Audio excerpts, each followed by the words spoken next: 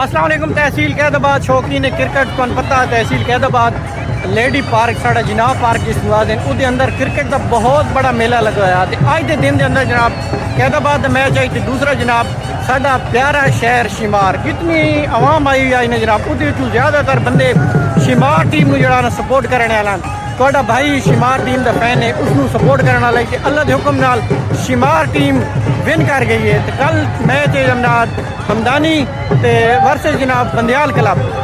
ते अगर पुछो अपने बिरा को बंदयाल ते शिमार का फाइनल मैच आना चाहिए तो शौकीन क्रिकेट कल की तुम दावत है पार्क के अंदर जनाब 3:30 बजे मैच शुरू होवे सी। कल ही बहुत बड़ा टाकरा बहुत बड़े नाम तैमूर चकवाल खुरम जनाब क्रिकेट के जोड़े बहुत बड़े स्टार हैं वो तहसील कैदाबाद के अंदर आ रहे हैं। तो तुम भी दावत दी वैंदी आओ जुम्मे वाले दिन फाइनल है इंशाल्लाह जुम्मे वाले दिन इतना ही आवाम के रंगारंग प्रोग्राम कल वीडियो देखो जनाब शिमार वाले अज दिलू खुश कर दिता क्रिकेट नाल एडा लगाओ नहीं आई लेकिन पिछले चंद दिनों तो इन्होंने मैच देख रहे हैं शिमार वाले ने यकीन मनो चस आ रही है। तो शौकीन क्रिकेट वीडियो देख के शेयर जरूर कर छुड़ा है। तो कल की दावत है जरूर आओ। अस्सलाम वालेकुम।